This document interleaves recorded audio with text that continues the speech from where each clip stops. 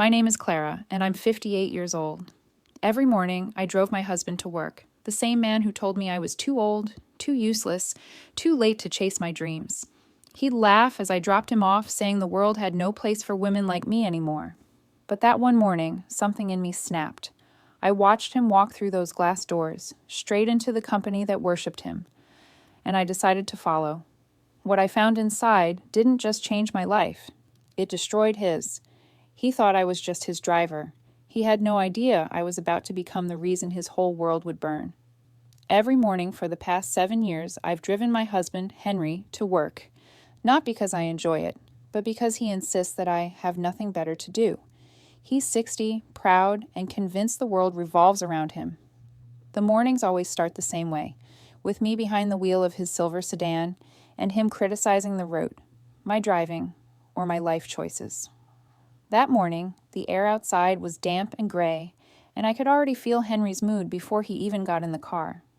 He was pacing by the front door, barking orders at me about how I'd better not take the long route again. I swallowed my irritation, the same way I'd done for years. "You know, Clara," he said as he buckled his seatbelt, "most women your age have accepted their place. It's sad, really, watching you chase jobs you'll never get." I gripped the steering wheel a little tighter. I'd applied for several administrative positions recently. Nothing fancy, just something to give my life purpose again. But every rejection had come with polite words and silent judgment about my age. "I just thought," I began, trying to sound calm, "maybe it's not too late to start again. I still remember most of what I learned in business school. I could." He cut me off with a sharp laugh. "Business school? Clara, you barely remember how to use a smartphone. What company would hire a 58-year-old homemaker when they can get someone half your age for half the cost?" His words landed like stones. I tried to remind myself that this was just Henry, cruel without even realizing it, or maybe enjoying it a little too much. He continued, "You missed your window. You should focus on keeping the house in order, not chasing fantasies. You drive me to work. That's plenty productive for someone like you." I stared out the windshield, silent, my reflection faintly visible in the glass. "Someone like you." That phrase lingered in my chest like smoke. When we reached a red light, I glanced at him, at his pressed suit, his gold cufflinks, the arrogance that had once felt like confidence when we first met decades ago. Somewhere along the line, his pride had grown fangs. He checked his watch impatiently. "If you'd hurry up, maybe I wouldn't be late every morning. Honestly, Clara, you drive like you live, slow and uncertain." I didn't respond. There was no point. He thrived on my silence. When we finally pulled into the sprawling parking lot of Lockridge Innovations, his workplace, the tension in the car could have choked us both. I parked near the main entrance like always. Henry straightened his tie, glanced at me briefly, and muttered, "Try not to embarrass yourself today." Then he slammed the door and walked toward the gleaming glass building without another word. I watched him go, the sound of his shoes echoing on the pavement. I should have driven home, but something kept me there. Maybe it was exhaustion, maybe defiance. I sat in the car, hands still on the wheel, staring at the company's modern facade, a mirror of everything I once wanted. My mind wandered back to who I used to be, the ambitious girl who earned her degree in business management before life became a series of diapers, dinners, and doing everything for everyone else. I used to believe I'd climb a corporate ladder someday. Instead, I'd spent decades washing shirts and cooking dinners for a man who saw me as furniture. I sighed and turned on the radio, trying to drown out my thoughts. That's when I heard voices outside. 2 women, standing near the entrance, were chatting animatedly. "Did you see the notice?" one said. "They're doing open interviews today. Internal project, short-term but high pay. Marjorie from HR is handling it." "Yeah," the other replied. "They're desperate for coordinators. I heard they'll even consider people with outdated experience, as long as they're sharp." Outdated experience. The word struck me like a spark in dry grass. My heart thudded. I glanced at the company's glass doors again, the reflection of the morning sun sliding across them like an invitation. I imagined walking in there, sitting in one of those polished chairs, shaking hands with strangers who didn't know me as Henry's wife, but as Clara Bennett, the woman who once dreamed of more. But then Henry's voice echoed in my head. "You'll never get hired. You're just a housewife." For a long moment, I sat frozen, torn between the safety of silence and the risk of change. Then, slowly, I unbuckled my seatbelt. My hand trembled slightly as I reached for the car door handle. The company building loomed ahead, tall and reflective, like it was daring me to try. I whispered to myself, barely audible, "What if I walked in too?" And for the first time in years, that thought didn't feel impossible. It felt electric. I don't remember deciding to open the car door. I just did. My body moved before my mind caught up. The sound of it shutting behind me was strangely final, like closing the door on the version of myself that always waited, always doubted. My heart was pounding so hard I could feel it in my throat as I crossed the parking lot toward Lockridge Innovations. The building's glass facade reflected my figure, small, hesitant, yet determined.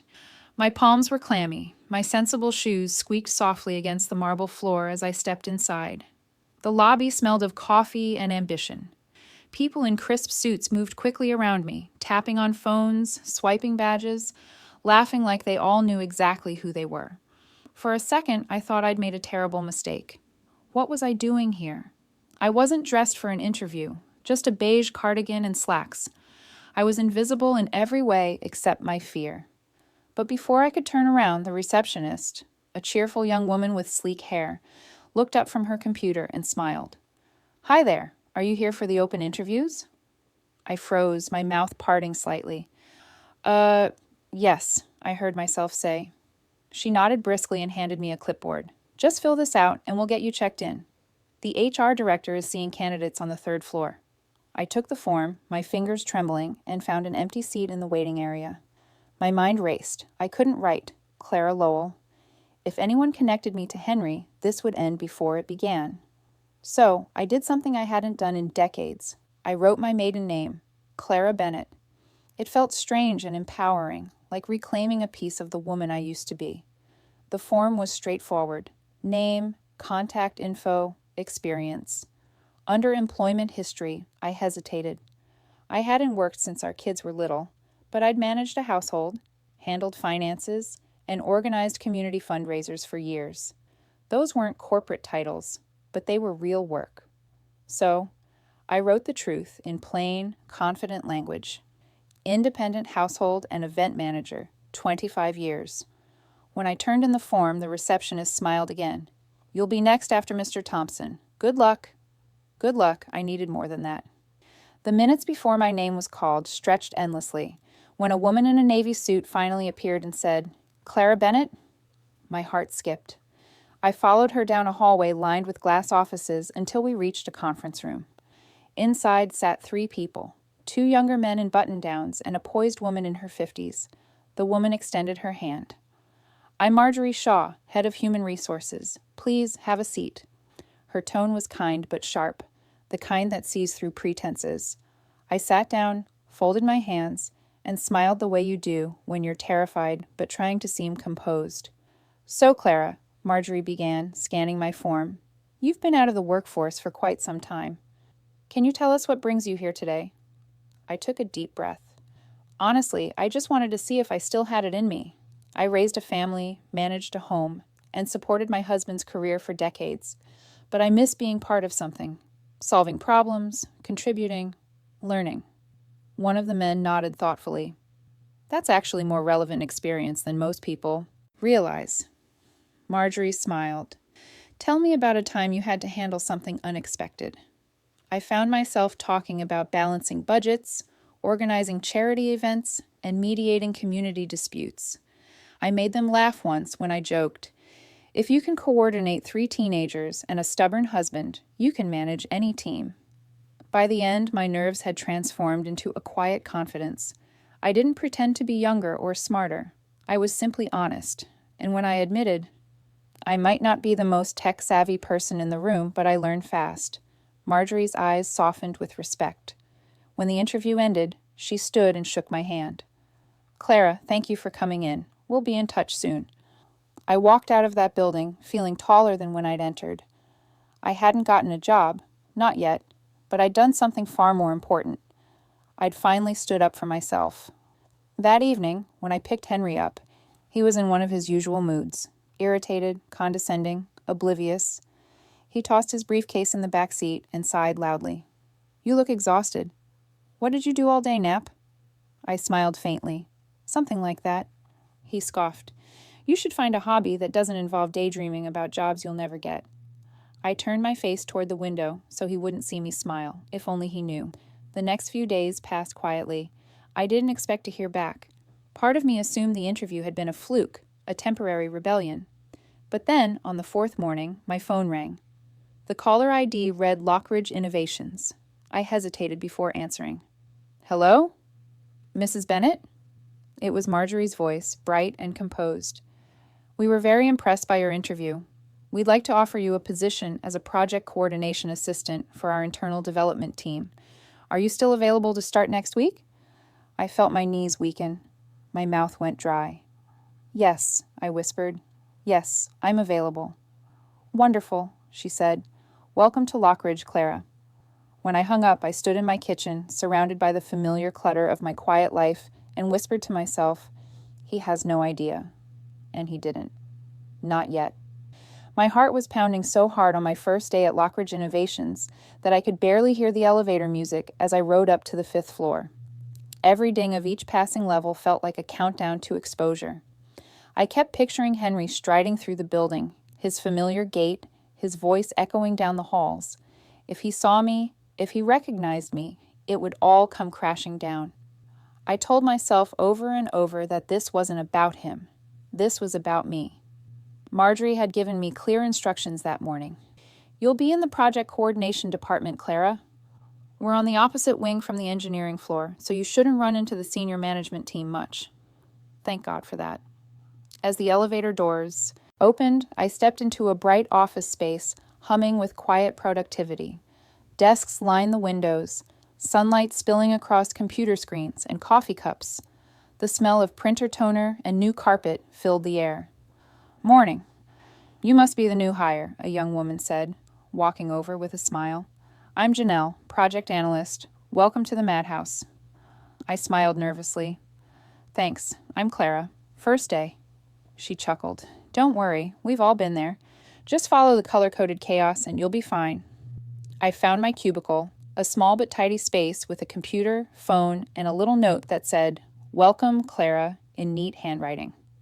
I took a deep breath and sat down, my fingers trembling slightly as I logged in. By mid-morning, I was buried in onboarding materials and emails. The systems were complex but familiar in logic. Managing tasks, scheduling teams, reviewing project progress. It wasn't that different from running a household, only the spreadsheets replaced grocery lists. Marjorie checked in around noon. How are you settling in? Overwhelmed, I admitted, but in the best way.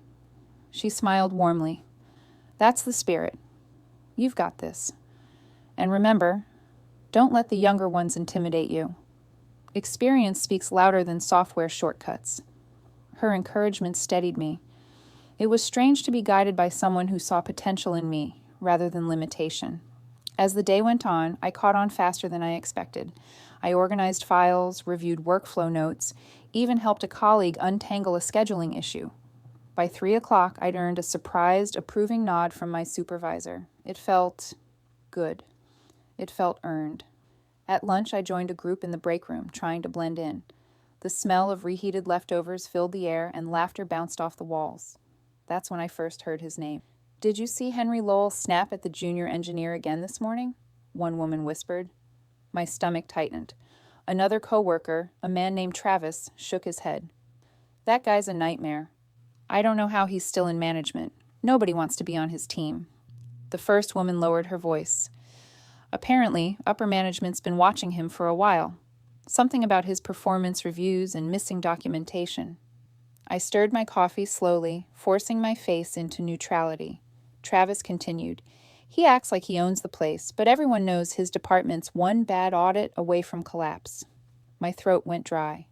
They were talking about my Henry, the same man who strutted around our home like his job defined his worth, who reminded me daily that he was the successful one. I nodded along, pretending mild interest, while inside I was reeling. I'd known Henry had a temper, but I hadn't realized it had followed him into the office.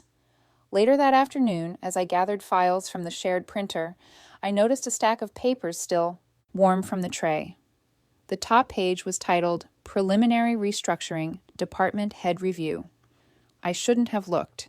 I knew that. But my eyes flicked across the page instinctively, and there it was, in bold letters halfway down the list. Lowell, Henry, evaluation pending, performance concerns. My heart skipped. My fingers trembled as I flipped the page over, as if hiding his name could erase what I'd just seen. Henry Lowell. Performance concerns. Evaluation pending. The words echoed in my head like a drum beat. For years, Henry had told me I was the one holding him back, that if I'd been more supportive, more ambitious, he'd have gone even further. And yet here he was, a man others feared, a name quietly whispered in hallways. I slipped the papers back into the tray and walked briskly to my desk, forcing my breathing to slow. I couldn't let anyone see my face. That evening, when I picked Henry up, he was unusually quiet, distracted. He muttered something about company politics and idiots who don't appreciate real talent. I kept my expression neutral, but inside, something shifted. For the first time, I saw him not as an untouchable authority, but as a man standing on shaky ground. That night, lying in bed beside him, I replayed the day's events in my head. The irony wasn't lost on me. I had entered his world out of curiosity, but now I was part of it, watching him unravel from the inside without even realizing it. As I drifted toward sleep, one thought pulsed through me. Electric and dangerous. If Henry's name was on that list, things at Lockridge were about to change, and I'd be there to see it happen. For 2 nights after seeing Henry's name on that list, I could barely sleep. Every time I closed my eyes, the words performance concerns flashed in my mind like a warning light. I lay beside him, listening to his steady breathing, wondering if he sensed the storm quietly forming above his head. Part of me wanted to tell him, to warn him. We had shared a lifetime, children, struggles, anniversaries that had blurred into routine. But another part of me whispered, he never warned you before cutting you down. When I looked back, I could see how his criticism had chipped away at me piece by piece. You'd be lost without me, he'd say when I questioned his decisions. You're lucky I handle the money. You wouldn't know what to do with it. He'd dismissed every dream I'd ever voiced, every idea, every spark of independence. It wasn't just words, it was control. He managed every bill, every account, every decision. I'd stopped seeing myself as capable. I'd let him convince me I wasn't. But now, walking through the bright corridors of Lockridge Innovations, I felt something shifting inside me. Every good job from a coworker, every smile from Marty, every successful report I submitted, it all rebuilt me, brick by brick. At work, I was seen. Marjorie had become my quiet mentor, always watching from afar with that steady, knowing gaze. You're a natural, Clara, she told me one afternoon. Organization, empathy, communication, those can't be taught. They're lived. Her words stayed with me. I started arriving early, helping new hires get settled, organizing team briefings. Within weeks, people were coming to me for guidance. It felt surreal, this quiet, steady climb. Meanwhile, Henry seemed to be unraveling. At home, he grew short-tempered and distracted. He came home later each evening, muttering about idiot coworkers and poor leadership. He blamed everyone but himself. Those fools are sabotaging me, he snapped one night as I set dinner on the table. You wouldn't understand how corporate politics work, Clara. It's ruthless, cutthroat. I nodded quietly, hiding the flicker of irony in my chest. You think I wouldn't understand cutthroat?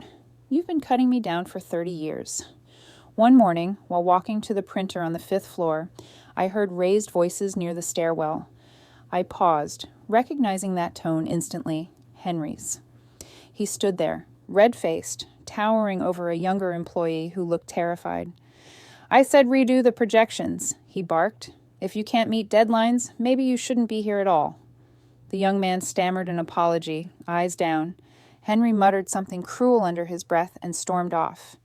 I stayed hidden until the hallway cleared, my stomach tight. That was the man I lived with, the one who saw mistakes as weakness. And now others were starting to see it too. By the following week, whispers filled the office. Henry's department was falling behind schedule. A project had gone over budget. Upper management wasn't happy. Every rumor felt like another crack forming beneath his carefully crafted image. And I, his wife, was standing in the middle of it all, invisible to him, watching it happen from a front row seat. Then, one Friday afternoon, Marjorie called me into her office. Her expression was calm, but her tone was serious. "Clara, you've been doing outstanding work," she said, motioning for me to sit. "We're launching a confidential internal audit of all department heads. It's a performance and efficiency review. Sensitive information, top priority. I'd like you to assist with data compilation and reporting." My pulse quickened. "Of course," I said carefully. She continued, "You'll have access to department-level expense reports and time logs. It's meticulous work, but I trust your discretion." Discretion. The word lingered. As she handed me the access credentials, a cold realization slid down my spine. Henry was a department head. His name would be among the files. Marjorie looked at me curiously. "Are you all right?" I forced a smile. "Yes, just surprised. I'll handle it." That evening, I drove home in silence. The weight of the assignment pressing down on me. I'd wanted independence, a purpose, and I had it. But this was something else entirely. Henry was waiting when I walked through the door, his tie loose, his temper sharper than ever. "They're breathing down my neck at work," he grumbled, slamming his briefcase on the counter. "Some stupid audit is coming up. Another excuse for them to nitpick." I froze. An audit? Yeah, waste of time. They should be focusing on real issues instead of micromanaging me.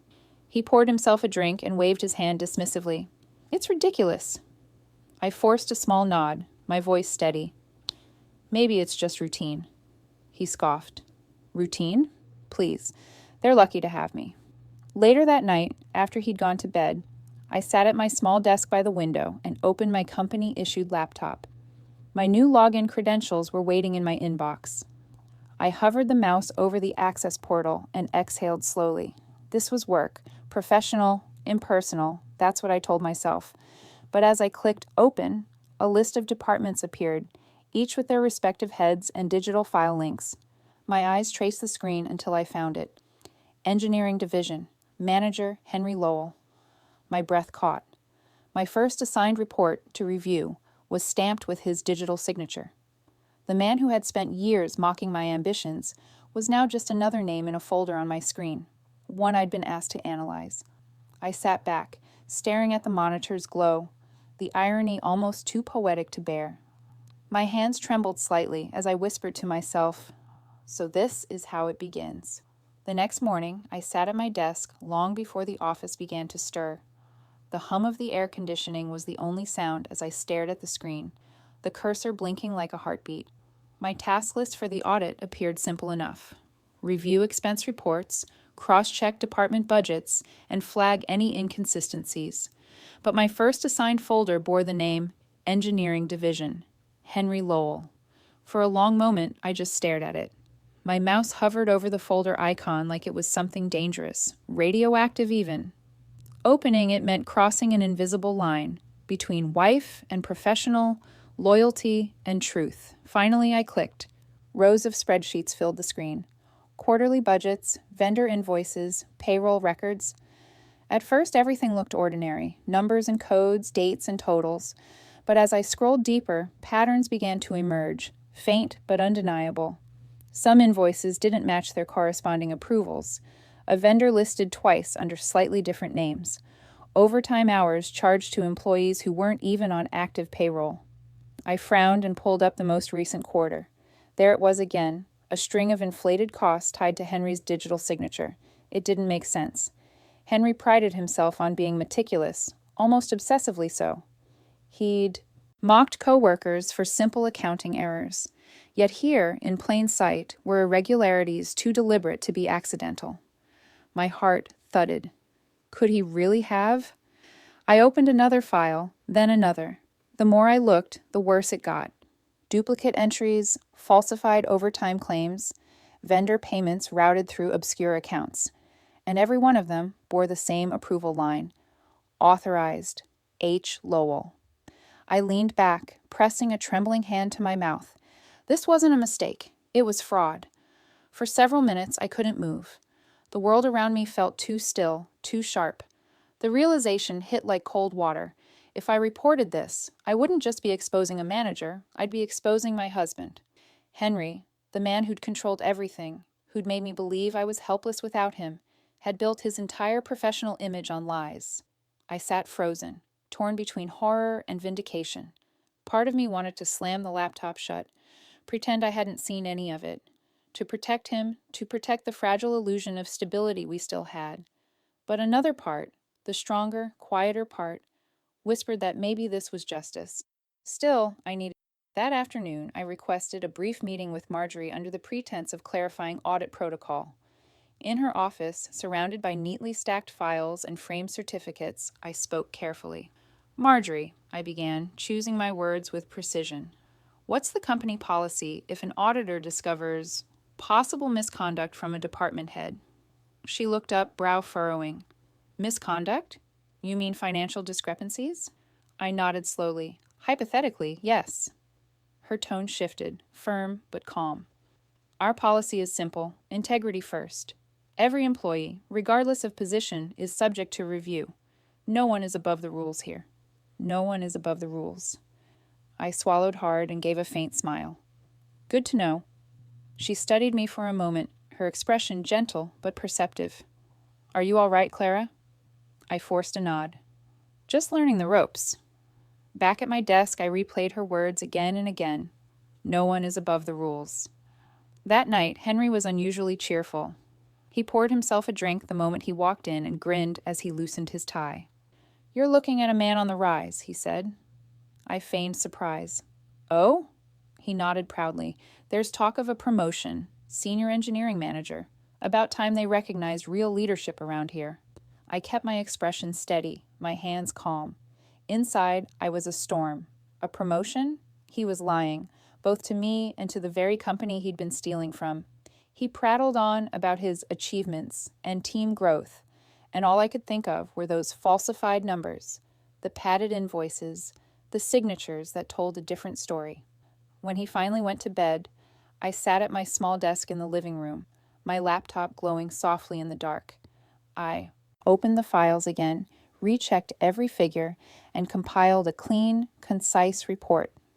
For every duplicate payment, I listed the document number. For every falsified entry, I attached the timestamp and approval line. My fingers moved automatically, my heart steady but heavy. By the time I was done, I'd created a full summary, clear, factual, and damning. I stared at the final line of my report. Recommendation: escalate for internal investigation. Potential policy violation. Department Head H. Lowell. My cursor hovered over the Send button. My pulse echoed in my ears. This was it, the moment everything would change. Once I sent it, there'd be no taking it back. Henry's name would be flagged, his records audited, his lies exposed, and if the company connected me to him, my secret, my job, everything could collapse. But then I thought of every time he'd told me I was nothing, every time he'd made me feel small. Every morning I'd driven him to work while he mocked my dream. I whispered under my breath, no one is above the rules. And with that, I pressed send. The screen flickered, and my report disappeared into the system, sealed and official. I sat back, trembling but calm, the weight of my choice pressing down on me. For years, Henry had told me I'd never change anything. But tonight, I had. He just didn't know it yet. The following Monday, the atmosphere inside Lockridge Innovations shifted. It was subtle at first, whispers in corridors, hushed tones around the coffee machine, unreadable expressions on managers' faces. But by noon, even the air felt heavier. Something was happening. It started with a meeting cancellation, then another. Entire departments were suddenly under review. The phrase became the day's refrain, under review. Everyone said it, but no one explained it. I kept my head down, working steadily at my desk, pretending not to notice. But inside, I knew. I'd set this in motion. My report had gone through. The following day, Marjorie stopped by my cubicle. Her expression was unreadable, professional. Clara, great work on the audit summary, she said quietly. The executive team reviewed your findings this. My pulse spiked. Oh, I hope it was helpful. It was thorough, she said with a small nod, and you were right to flag those inconsistencies. There'll be follow-up investigations this week. Follow-up investigations. The polite corporate phrase for damage control. That afternoon, I noticed Henry's department head meeting was postponed indefinitely. Employees from engineering moved quietly through the building, avoiding eye contact.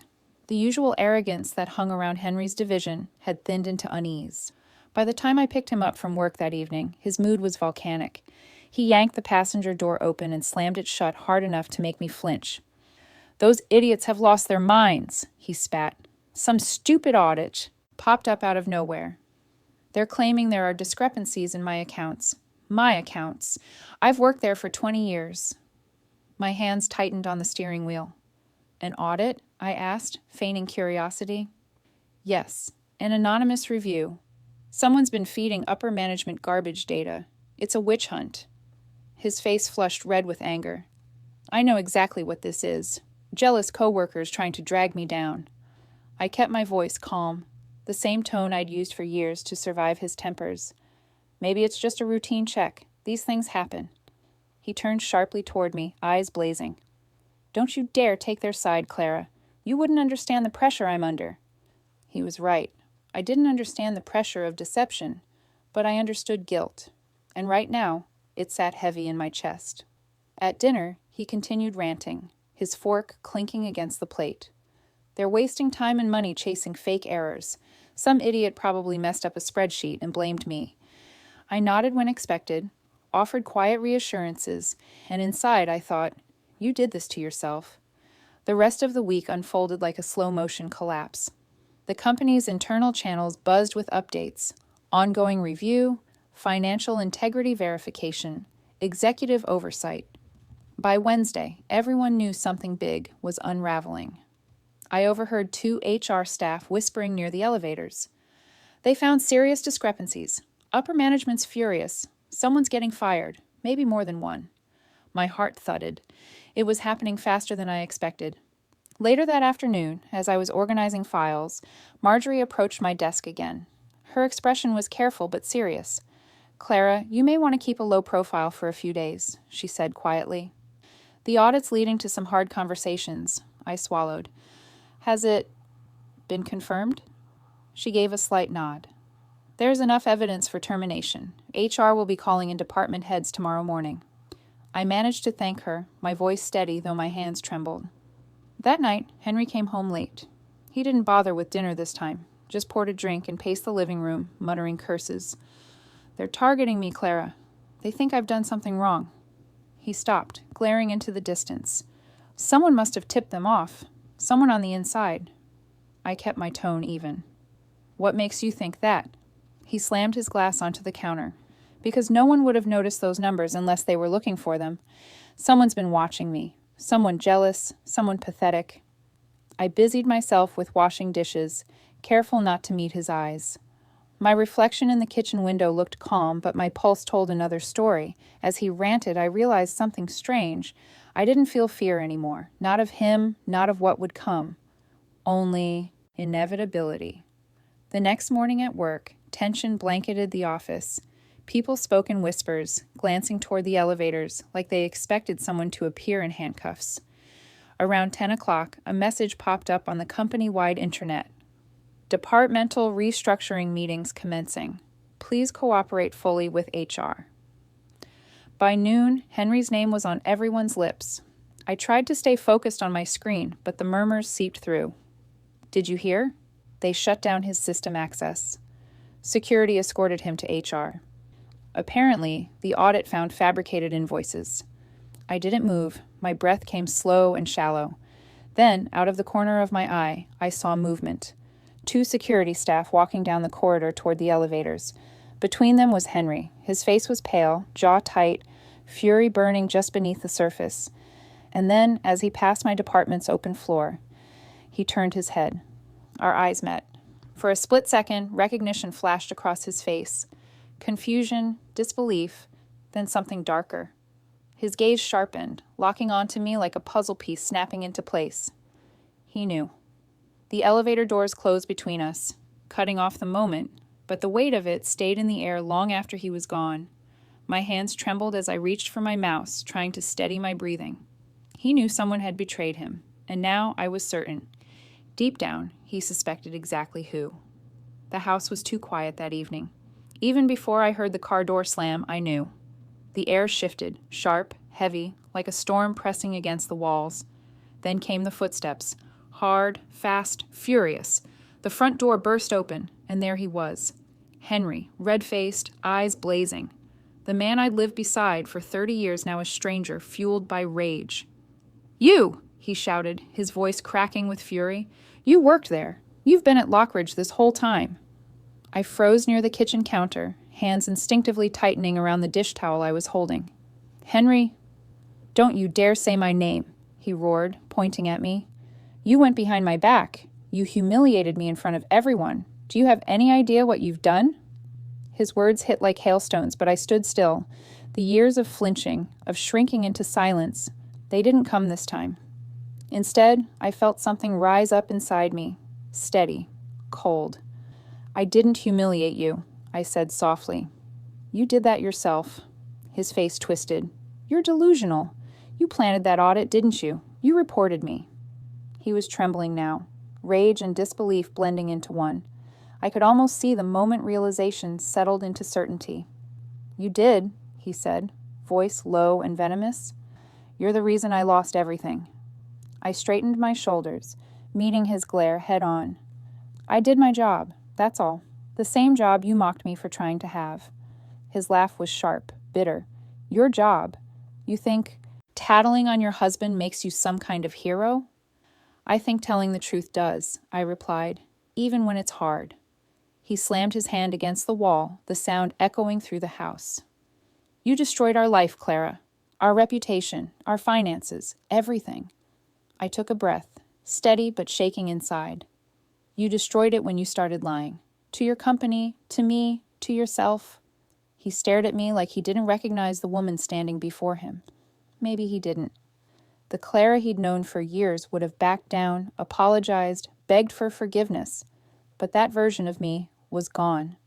"You think you're better than me now, don't you?" he sneered. "Because you have some pathetic little job?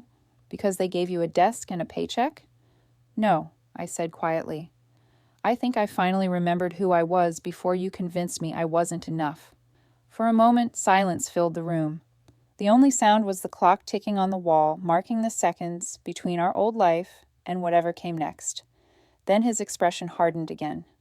"You'll regret this," he hissed. "You'll regret every single thing you've done." He stormed down the hallway, yanking open drawers, shoving clothes into a duffel bag. I didn't move. I just watched. "Where will you go?" I asked finally. He didn't answer. Just zipped the bag and slung it over his shoulder. "Anywhere but here," he spat. "You wanted independence? Congratulations. You can pay the bills yourself now." He paused at the door, glaring back at me one last time. "You think you won, but this isn't over." Then he was gone. The door slammed shut so hard the picture frames rattled on the walls. For the first time in decades, I was alone, truly alone. The quiet that followed was deafening, but underneath it I felt something unexpected. Relief. That night, I sat at the kitchen table, staring at the faint ring his glass had left on the wood, remembering every time he'd called me weak, useless, dependent. And now, without him here, I realized just how strong I'd become. The days that followed were a blur of adjustment. Word spread quickly through the office. Henry's termination had been made official. The investigation confirmed financial misconduct and falsified documentation. His departure was quiet, but final. Marjorie stopped by my desk 2 days later. Her tone was different, warmer, proud. "Clara, I wanted to thank you personally. What you did took courage. Your integrity saved this company from a deeper scandal." I swallowed, overwhelmed. "I just did what was right." "That's exactly why we'd like to offer you something." I blinked. "Permanent?" "A full-time position, senior project coordinator. You've more than earned it." The words hung in the air like sunlight breaking through. I should have been elated, and part of me was. But another part hesitated. A quiet, trembling part that still carried years of habit and fear. Accepting meant more than a job. It meant freedom. It meant finally choosing myself completely, with no one left to hide behind or answer to. "Clara," Marjorie said gently, "take the weekend to think it over." I nodded, my voice barely a whisper. Thank you. That evening, as I walked through my now silent house, the decision weighed on me. My life had been built around Henry's shadow for so long that stepping out of it felt both terrifying and thrilling. I stood by the window, watching the sunset fade into soft gold. My reflection looked different somehow. Older, yes, but stronger.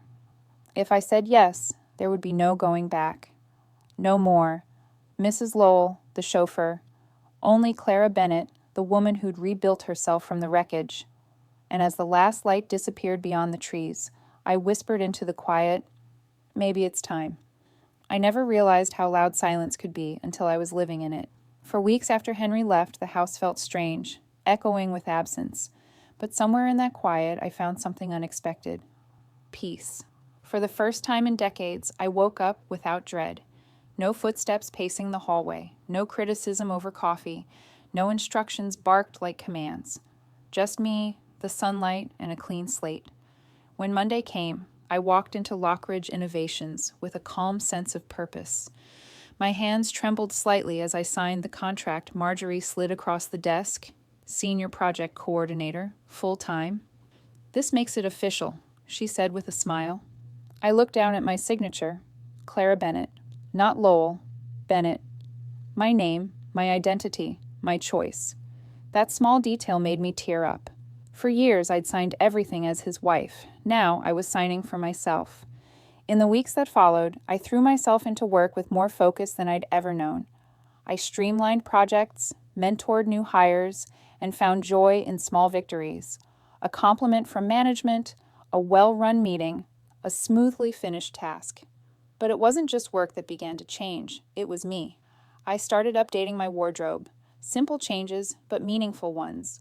Crisp blouses instead of faded sweaters, a soft scarf, a hint of color, lipstick that made me feel alive. The first time I caught my reflection and saw confidence instead of caution, I almost didn't recognize myself. Then I tackled the house. The space that had once felt like Henry's domain slowly became mine. I replaced the old heavy curtains with light, airy ones, repainted the kitchen walls, donated his collection of important books he never read but insisted on keeping.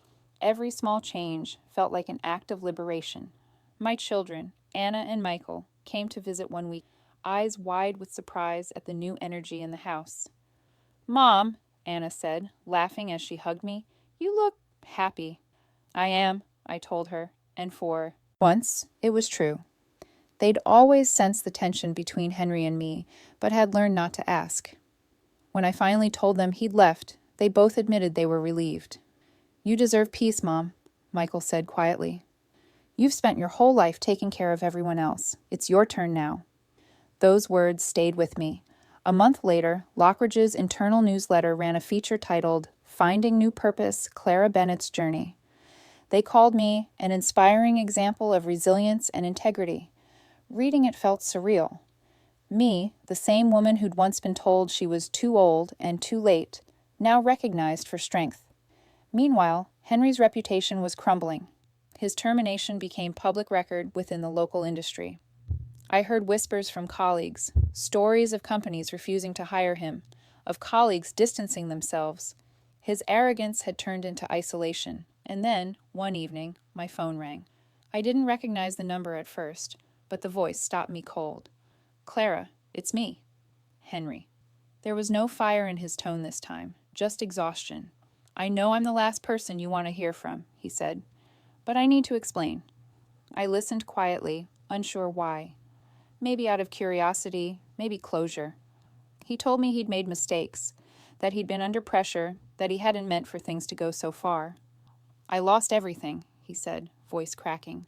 "My job, my friends, my reputation. But what hurts most is losing you." I didn't respond right away. I felt pity, not anger. That surprised me more than anything. "Henry," I said softly, "I think what you miss isn't me. It's control. You don't know how to live without someone to blame." There was a long silence. Then quietly, he said, "Maybe you're right." The next week, he showed up at my door. Standing on the same porch where he'd once lectured me about knowing my place, he now looked smaller, tired, worn. "I just wanted to see you," he said, "to say sorry." properly. I stepped aside, letting him in. We sat across from each other at the kitchen table, the same spot where so many of our arguments had begun. But this time, the power was different. "I don't hate you, Henry," I said, "but I can't go back to the woman I was. I can't be your silence anymore." He lowered his gaze. "So that's it?" "That's freedom," I answered. He nodded slowly, stood, and looked around the house one last time, maybe realizing it no longer belonged to him, or perhaps that it never truly had. "I hope you find what you're looking for," I said as I opened the door. He paused in the doorway, the weight of his choices heavy on his shoulders. "You already have, haven't you?" he said softly. I met his eyes. "Yes." Then he walked out, not slamming the door this time, just closing it quietly behind him. The sound of it settling into place felt final, but not sad. I turned, the soft light of the setting sun spilling across the room. I exhaled, long and steady, and walked deeper into my house, my life, with no fear, no regret, and no looking back. It's funny how peace doesn't announce itself when it arrives. It doesn't crash through the door or shout for attention. It just seeps in, quiet, steady, unshakable. That's what my life feels like now. Peaceful. Months have passed since Henry left, and the chaos he brought with him feels like another lifetime. The house no longer feels haunted by his footsteps or his voice. Instead, it hums with soft music in the mornings, the smell of coffee, and the warmth of sunlight through clean, open curtains. Every day, I wake with purpose.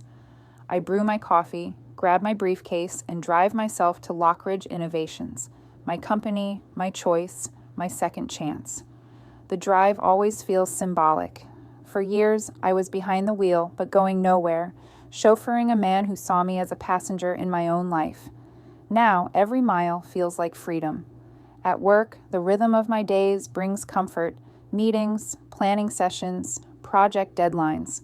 My team respects me, not because of my title, but because I earned it. The same people who once saw me as the quiet new hire now seek my input, ask my advice, and value my calm perspective. Marjorie, my mentor turned friend, often stops by my office with her usual cup of peppermint tea. "You know, Clara," she said one afternoon, leaning against my door frame, "you didn't just do your job. You saved this company from a scandal. You gave it integrity when it was slipping away." I smiled, shaking my head. "I just did what was right." She grinned. "That's what makes it remarkable." Her words still make me blush. I've never been good at taking praise, but I'm learning.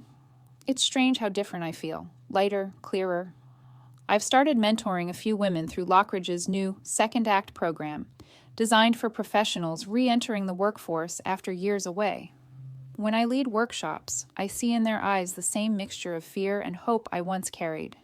I tell them, "You haven't fallen behind. You've been gathering strength." Sometimes I catch younger employees whispering about me in the hallway. Not gossip, but curiosity. "That's her," they'll say, "the one who uncovered the fraud." I never correct them. My story isn't about revenge, it's about rediscovery. Still, life has a way of offering small, poetic ironies. A few weeks ago, I decided it was time for something new. I went to a car dealership and bought myself a brand new silver sedan.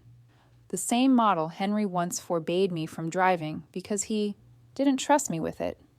I laughed as I signed the papers, remembering the countless times he'd toss me his keys like it was a favor. Now the car was mine, paid for in full, earned, through my own work. The first time I slid behind the wheel, I adjusted the seat, turned on the radio, and smiled at my reflection in the rearview mirror. I wasn't the same woman who used to wait in that parking lot for someone else's approval. A few days later, on my way to work, I passed the Lockridge building, the same one where Henry had been escorted out months ago. For years, that place had symbolized everything I wasn't allowed to be: professional, ambitious, respected. Now, it symbolized everything I'd become. As I drove past the front entrance, I caught sight of the spot where I used to drop him off every morning. I could almost hear his voice, mocking, dismissive. "You'll never get a job there, Clara." And for the first time, I didn't feel bitterness, just gratitude, because without his cruelty, I might never have found my courage. That evening, after work, I met Marjorie and a few colleagues for dinner. We laughed, shared stories, and toasted to new beginnings. When I returned home later, the house felt alive, not because of noise, but because it finally felt like mine. I sat on the porch, the cool night air brushing my face, and looked up at the stars. My life wasn't perfect. It was better. It was mine. Henry never called again after that last visit. Maybe he finally understood that there was nothing left for him here, or maybe he just couldn't face the reality that the woman he'd mocked, dismissed, and underestimated had built a life without him, and thrived. I think of him sometimes, not with hate, but with a quiet kind of pity. He'll always be chasing something, status, validation, control, while I've finally learned to be still. People often ask me if I regret what happened. I don't, because the truth is, I didn't destroy his world. I simply refused to keep living in it. As I get ready for bed each night, I find myself smiling at the simplest things, the soft hum of the dishwasher, the sound of my own laughter echoing in the quiet house, the knowledge that tomorrow I'll wake up to a life I chose. And sometimes when I think about how it all began, those endless mornings driving him to work, I can't help but smile at the irony. I didn't just drive him to work, I whispered to myself. I drove myself to freedom. I didn't just drive him to work, I drove myself to freedom. For years I let others define my worth, but now I stand on my own terms. I reclaimed my life, my confidence, and my dreams, and nothing can take that away. Sometimes the greatest revenge isn't ruin, it's rediscovering who you were always meant to be. And in that, I found peace, power, and a life I truly belong to. If a life like Clara's story can change so completely with one bold choice, imagine what you could do if you chose yourself today. Stories like these remind us how much courage can reshape everything, and sometimes sharing them inspires someone else to take that first step. If this story moved you, share it with someone who needs to hear it, and don't forget to subscribe for more life-changing stories. Now tell me, if you were in Clara's shoes, would you risk everything to finally live your dream or stay in the safety of what you know?